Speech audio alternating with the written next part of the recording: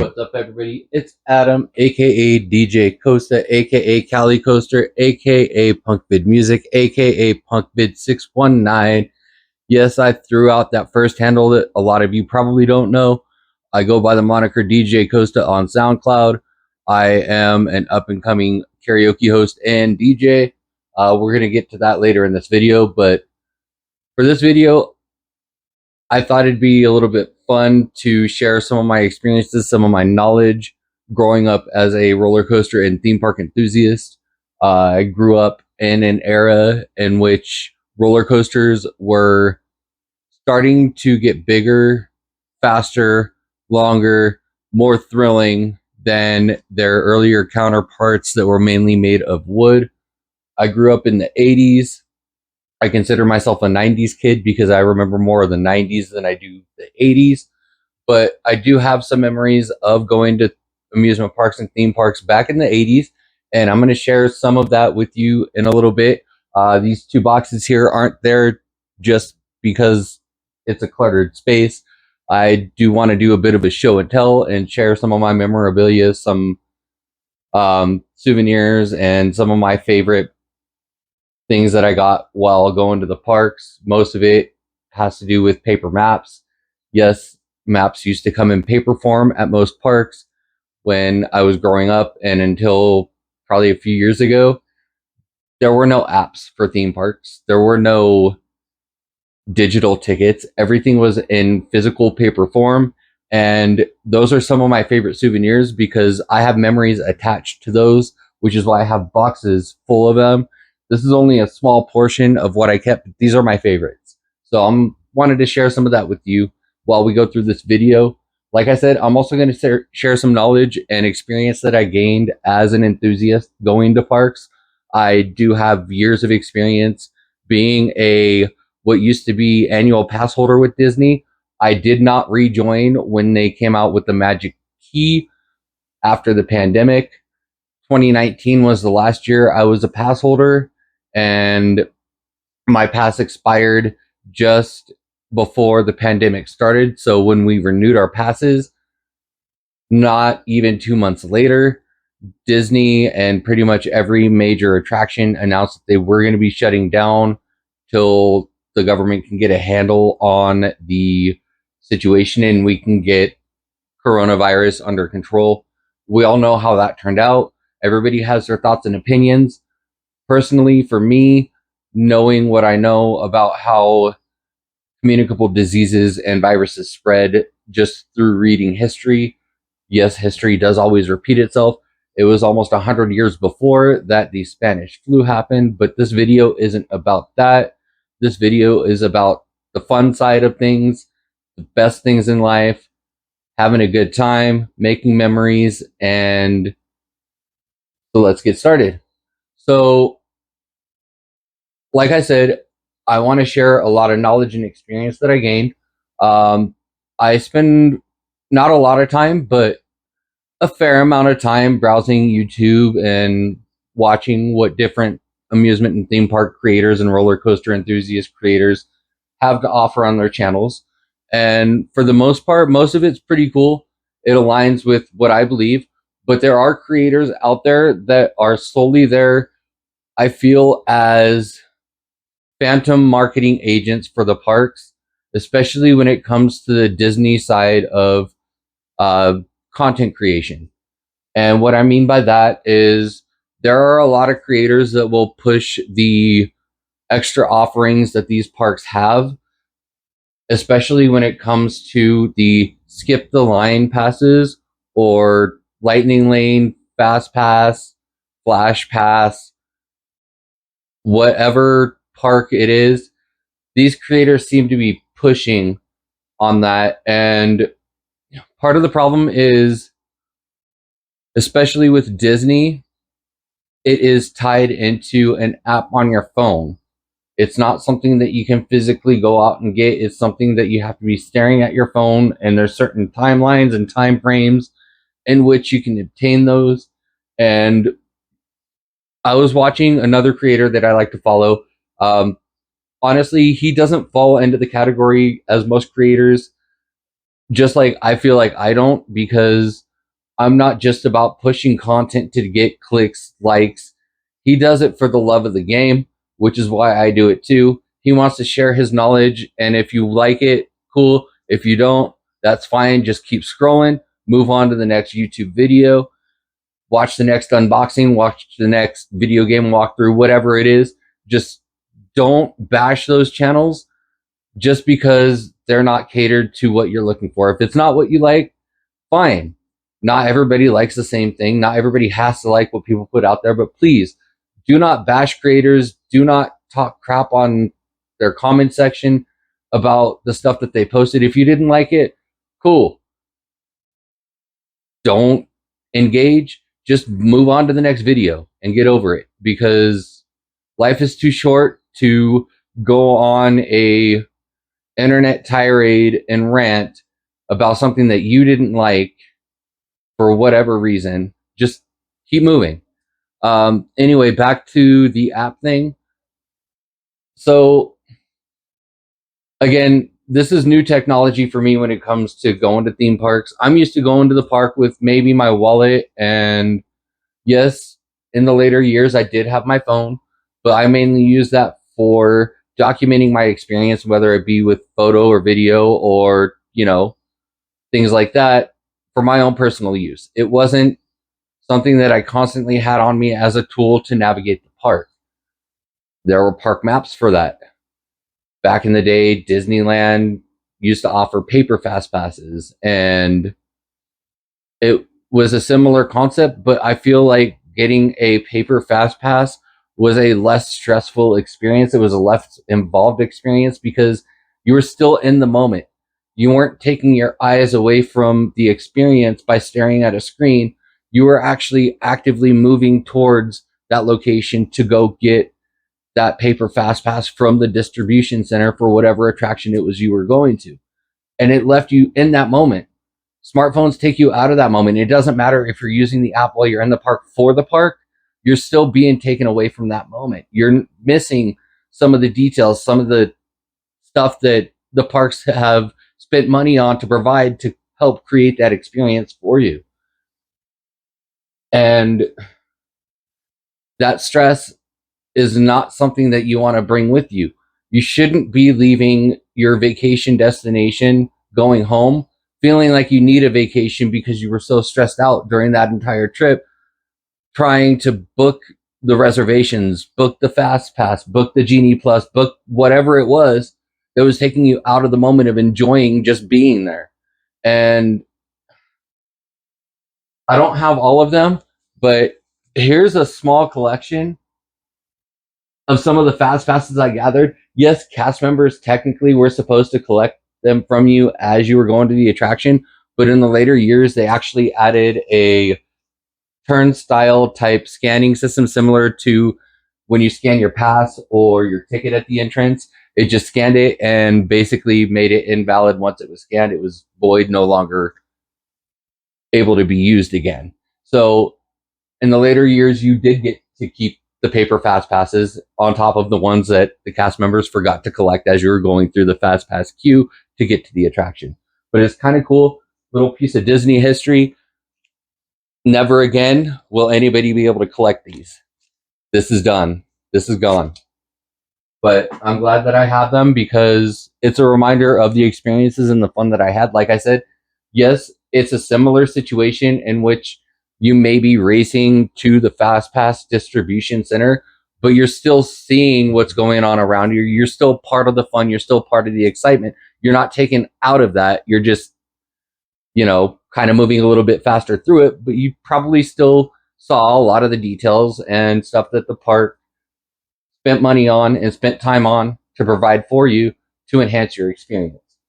And I really think that having the apps for the parks, it's a cool tool to use if you're not actively in the park. But the problem is most of the functions and tools that are built into the app are only available after you get scanned into the park, which I think is something that they need to work on, because do they really want people walking through the park like this, trying to navigate their day, planning their day as they're going through it? missing all the details, all the fun, all the excitement? Or do they want people actively participating in the experience? Personally, if it was my park, I would hate to see people walking through doing this, knowing that they're missing everything that I invested my money and time in to provide for them, and they just couldn't care less. They just want to get to the next big attraction as quickly as possible without taking in what's around them. And life to me is all about the experiences. It's all about what you do. And a theme park should be the same way, especially when you're on vacation. When you're on vacation, that's your time to relax and enjoy yourself. Now, some people, for some reason, love just scrolling through their phone, being out of the moment in their own little zone, staring at their own little screen, and they're okay with that. But for the majority of us, we want to be in the experience. We're paying a lot of money to be there. We're spending our time to be there. And time is one thing that you can never get back. Now, on the opposite side, when you're at a destination like Disney or Universal, or even some of the major Six Flags parks that can be a multi-day destination depending on which one you go to and how you plan your vacation, do you really want to just focus on getting the fast lane for Steel Vengeance or getting the Genie Plus for Tron and Guardians, and that's all you care about? Or do you want to spend your time soaking in as much as you can while you're there?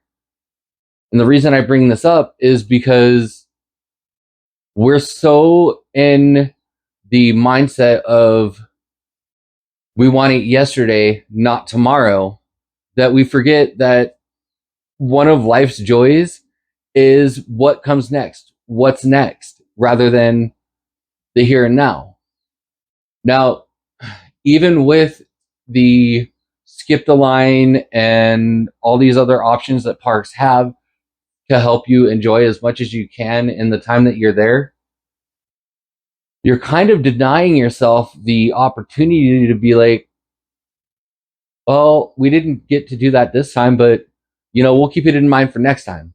Next time. Because there can be a next time. It's not always it's only now. Life is not as short as people want to believe it is. It is short, and it's not something that needs to be taken lightly, but it is something to be experienced. It's something to be lived in.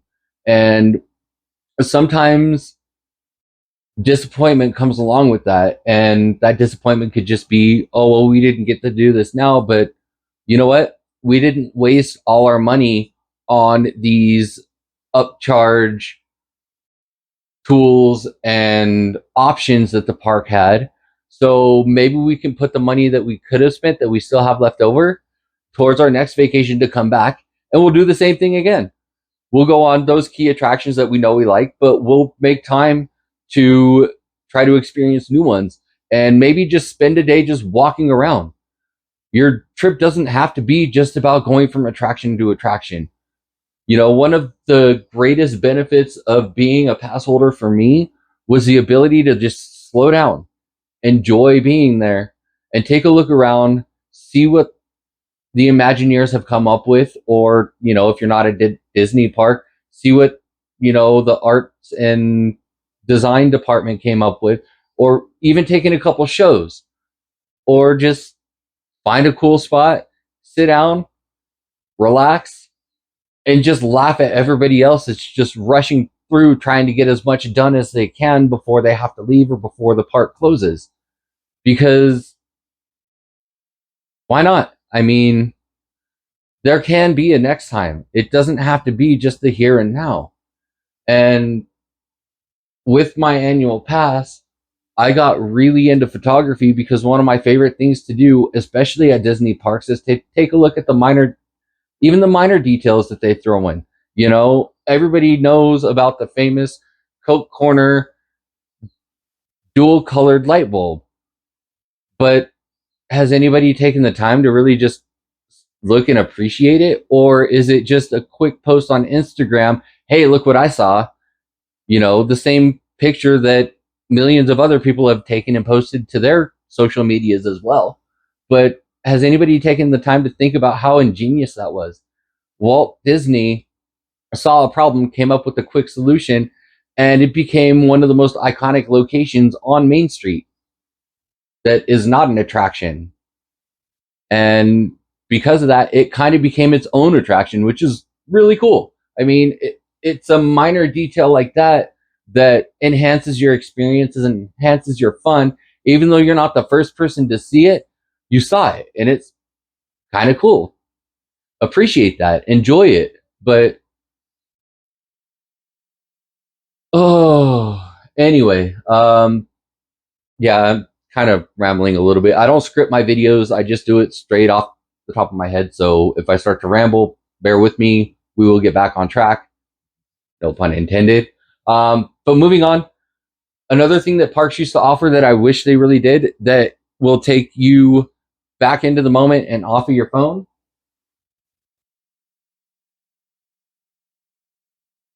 Show schedules. This is just a small handful of the many show schedules I have from all my visits to Disney while I was an annual pass holder. And these are kind of cool because on one side it had California Adventure, the other side it had the Disneyland Park, and it told you all the show times, all the approximate character greeting times, and other entertainment offerings that were available for that particular week. They were done on a weekly basis. But on top of that, and I think they still do because I've seen people posting recent videos walking by the kiosk. Um, Maps of the park. Every time I went, I made sure I grabbed at least one map to keep with me because this is probably the most fun way and the most memorable way to track the progress, development, and expansion and other details of the parks. I've actually got Disneyland maps from the 80s from when my family first went there. Not just Disneyland Resort, but we also went to Walt Disney World when I was really little. So I have maps from those visits as well. And people laugh because, I collect maps, but they're really a portrait of a place in a specific time that cannot be recreated once time moves forward. I mean, with the digital era now, you can save them and go back to them later, but the physical maps are a lot harder to create. They're essentially timeless because they are a snapshot of what the park looked like at that particular time. Let's see.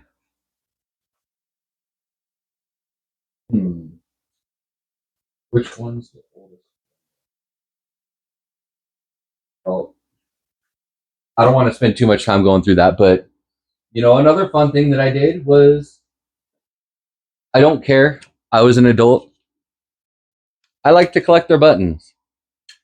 Not every visit, but for certain milestone visits, like, a couple times when I went on my birthday, I got a birthday button and I got a happily ever after button for a particular time in my life when that was about to happen. But, life happens and that didn't work out. But I found my new Disney buddy and we've been happily married for a couple years now. We've been seeing each other for a while. We've been together for a while. So that worked out too. But back to being in the moment, waiting in the queue line gave me the opportunity to see the details and the fun that Disney puts into the attraction before you even get into the ride vehicle. Yeah, they have their pre-shows, which are pretty famous, but not every attraction has a pre-show. Some of the attractions, their pre-show is just the queue itself with the artwork, the design. Take Fantasyland, for example. The dark rides that they have there, Peter Pan, Snow White, Pinocchio, Mr. Toad, Alice, they may just seem like simple tracked dark rides like you would find at a carnival, but they're way more than that. In fact, those are the first rides of their kind to be designed. Those Fair and Carnival dark ride haunted house rides were inspired by those attractions at Disney. So Disney did it first.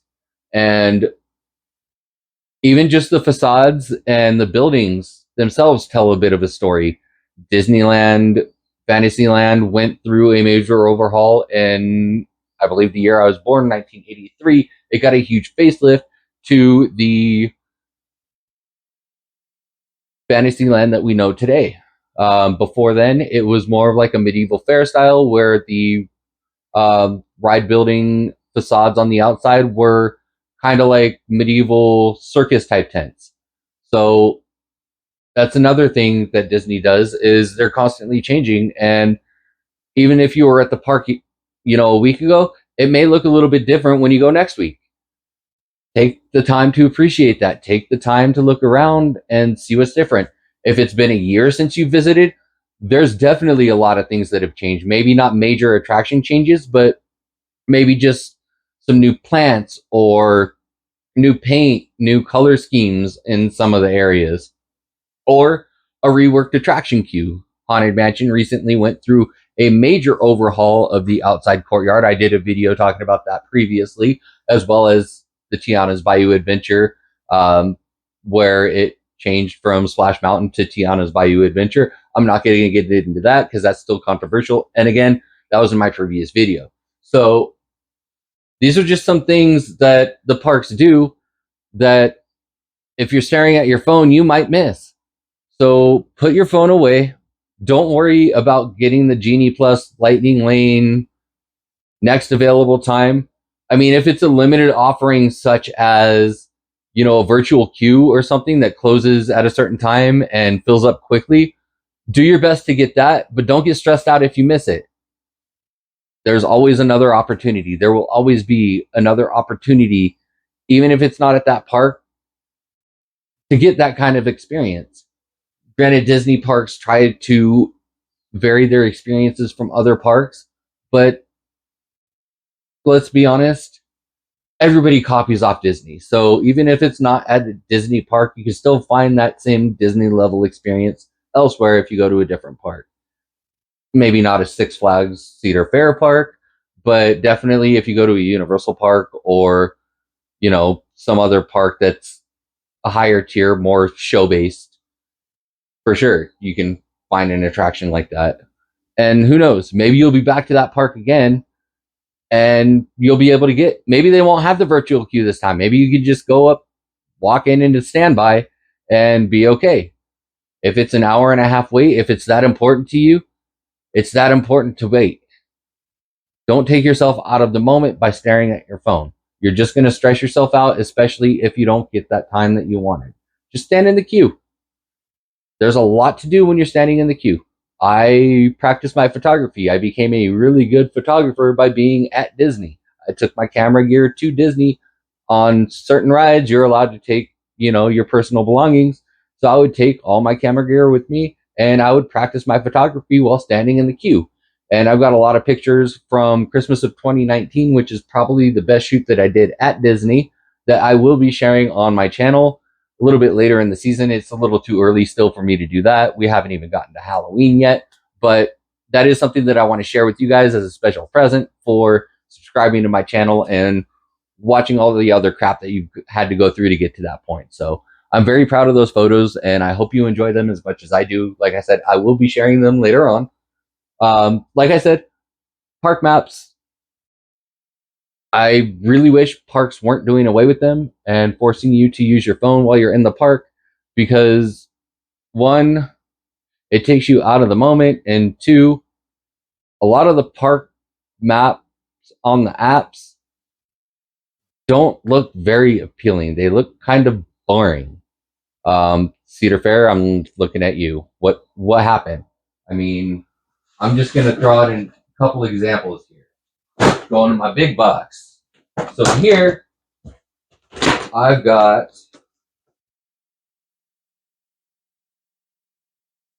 this is my stack of what used to be given out at parks.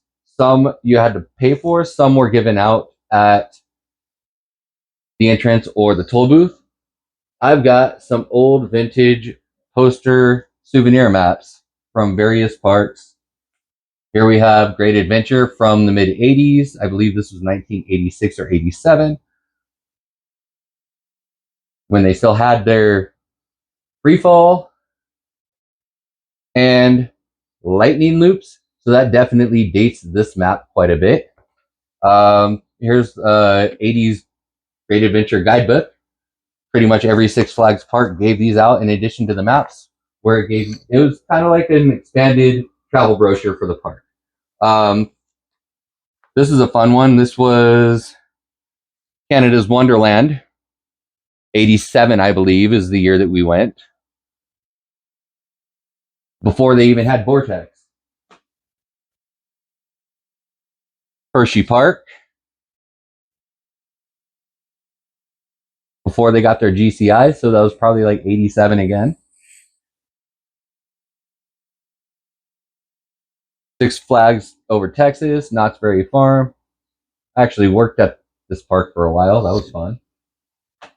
Very old Six Flags Great America. I don't want to unfold it too much because it's kind of ripped and torn, but you can see Z-Force. And I actually saw Z-Force at all three of the parks that it operated. So Six Flags Great America. And then again at Six Flags over Georgia. There it is, and all its painful, bulky over-the-shoulder glory. But here's one example I wanted to go to. Cedar Point. I actually bought this off eBay. I've been to Cedar Point. I will show you that map in just a second, but this was one of their later souvenir maps from 2009. Look how fun, colorful, out of scale the whole map is. And that was kind of the fun of it. And then here's another one. This is actually from the year that we went. Again, fun, colorful, exciting. And then I saw the recent version that they have where it just looks boring. And yes, it's accurate in terms of, it's got where everything is and it's to a certain scale. But then here we have a Silver Dollar City one. This is before Thunderation went in. So when I say I grew up riding roller coasters and going to theme parks, that's what I mean. I literally did. This was a packet of travel stuff that we got one of the years that we went to went to Walt Disney World's Fort Wilderness. Oh no, my microphone fell. Sorry about that. Stupid clip-on microphone. Anyway, so this was Old Disneyland Guide from 1988. Not the first year I went, but one of the first years that we have. Here's another one from 1988. Again, where's the somewhere in here.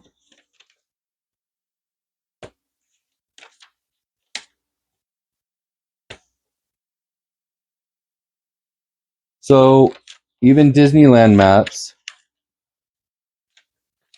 well, they haven't really changed. They've always been very fun and colorful, and even the fold-out maps from these souvenir guides are a really cool little keepsake. It's colorful, fun. For a couple years, Six Flags parks had very boring-looking ones, if you want my honest opinion on that. And let me see if I can find my Magic Mountain.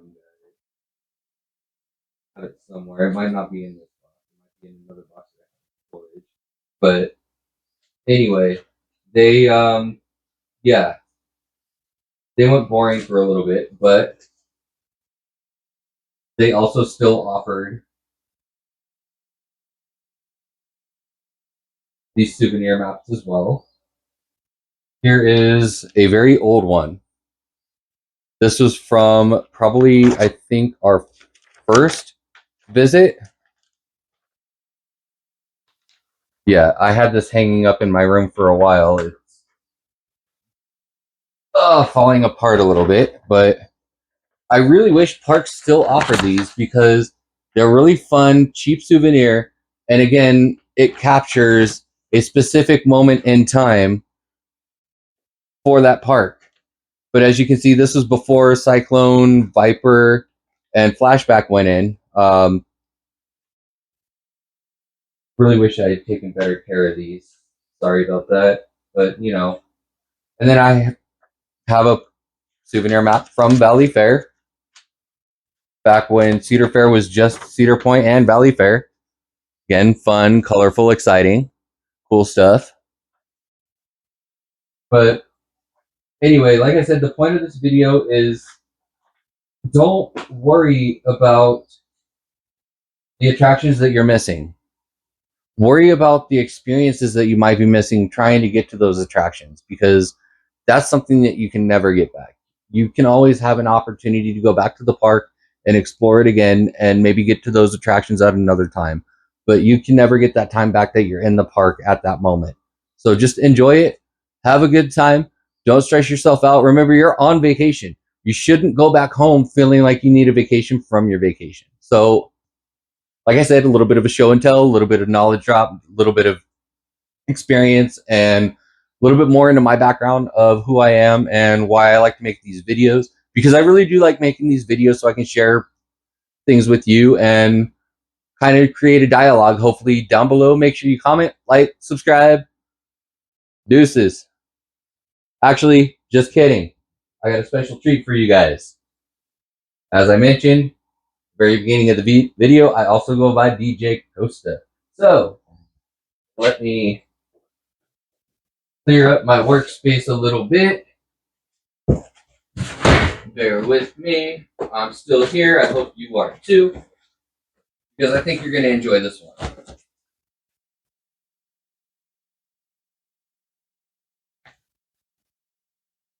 Get ready. The lights are dimming now. Here I am creating an experience for you guys. Don't miss it.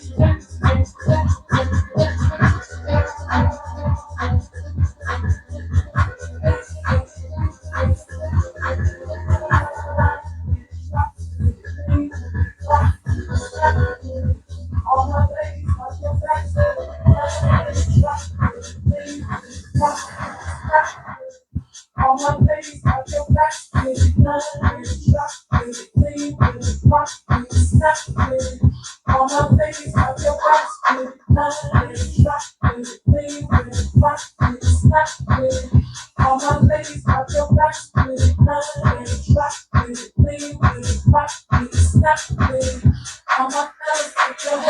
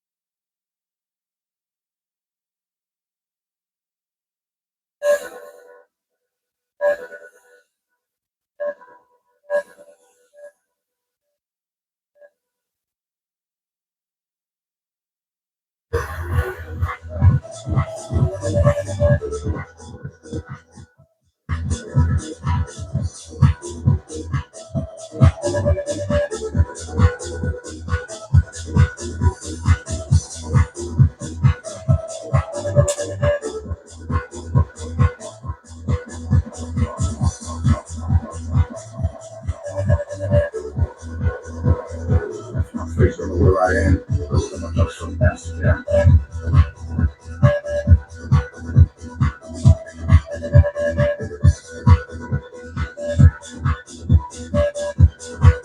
You're listening to DJ KoASTA. Sit back, relax, keep that lap bar fastened, hold on tight. I hope you're enjoying the ride.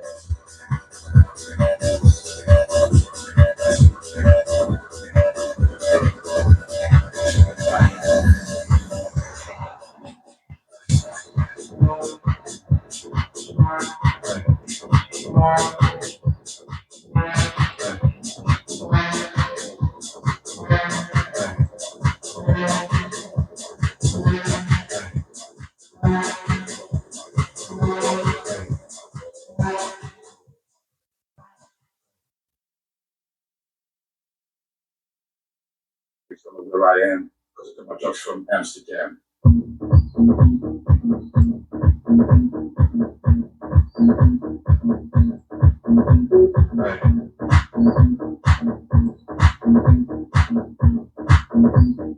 Because I'm just from Amsterdam.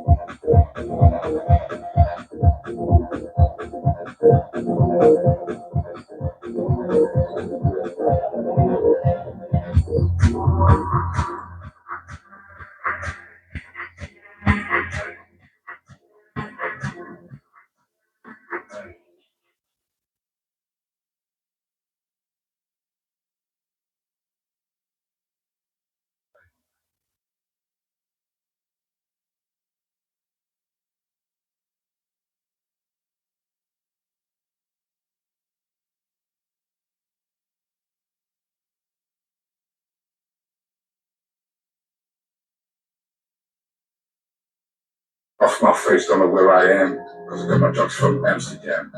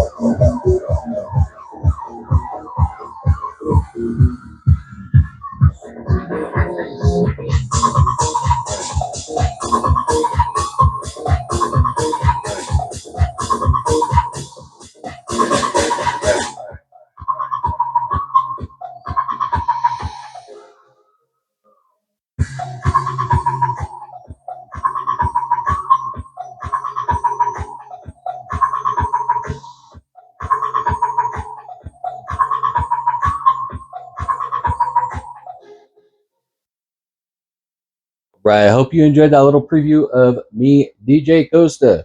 And I hope you enjoyed the content before that, where I was talking about my theme park experience and knowledge and some souvenirs and memories that I have and things that I wish parks would keep doing that they have stopped doing, especially following the pandemic. So, again, like, comment, subscribe. I'd like to hear what you want, what you think, what your favorite theme park memories are, and any knowledge or experience that you have that may help others plan their next trip. Until next time, I'm DJ KoASTA, Cali KoASTA, PunkVid619, Punk Vid Music. Deuces.